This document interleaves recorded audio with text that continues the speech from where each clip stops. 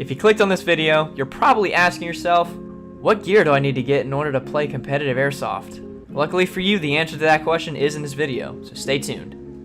My name is Luke Bishop, otherwise known as SpeedsoftLuke, and today I'll be talking about all the gear and starting guns you need to look at in order to get into competitive airsoft. If you're new to this channel, welcome, and if you're coming from the last video, by now you have a team and possibly played in your first tournament or scrimmage, and you probably want a new setup to fit that competitive playstyle.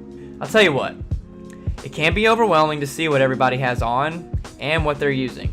It seems like everybody has something different at the field. But don't worry guys, I'm about to guide you through an effective process that will help you in picking your new loadout. But before I do, here's what I run. I run an upgraded G&G SRS Polar Star.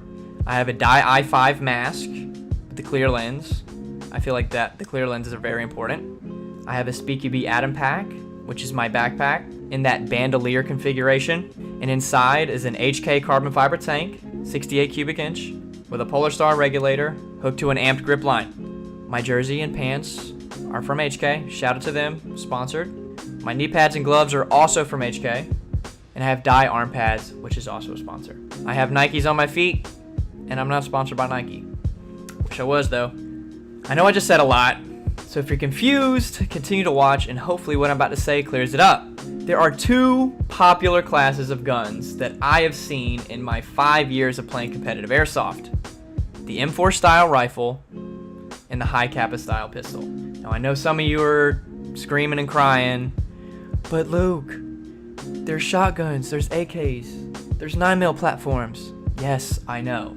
But the people that I know that do use platforms like that are really skilled and have been playing for a very long time. So for the purpose of this video, I'm going to be sticking to that M4 style. But choosing one or the other platform, the rifle or pistol platform, it comes down to preference.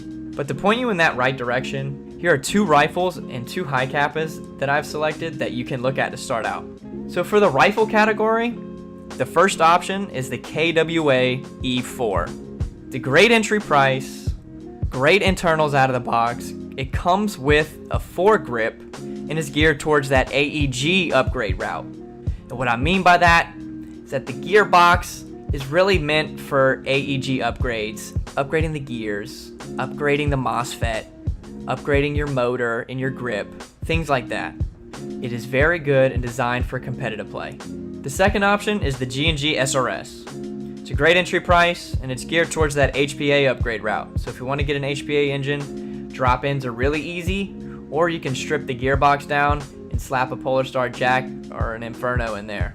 Both rifles are overall really great and reliable for your next tournament out of the box with zero upgrades. For the high kappas, the first option is the 4.3 Tokyo Marui, and the second option is the 5.1 Tokyo Marui. The difference is the length, but I don't run a pistol, and I've never owned one since I've been playing airsoft for 10 years. But what I've seen is that people choose these pistols based on what parts they can get for them. LA Kappa Customs is a very good website you can use to customize your pistol if you want to go down that route. Now that you have an idea of what platform and gun you might want, now let's get into the gear.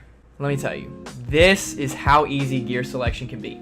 All you need is a hat or a beanie, a mask that has a thermal lens, meaning it won't fog when you're breathing real hard, a shirt, can be short sleeve or long sleeve, and some arm pads, some gloves. They're not needed, but I highly recommend them to avoid those finger shots.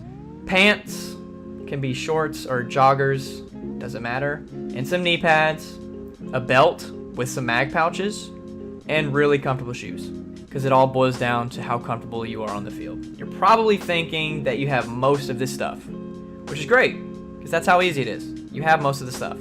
I will say though, try to be thoughtful and wear things that match and aren't bright, so you don't contrast with your field's barriers. And what I mean by that is if you wear all white with dark barriers, you're gonna stick out like a sore thumb and you're gonna get picked up really easily. And you can't be as sneaky as you want to be.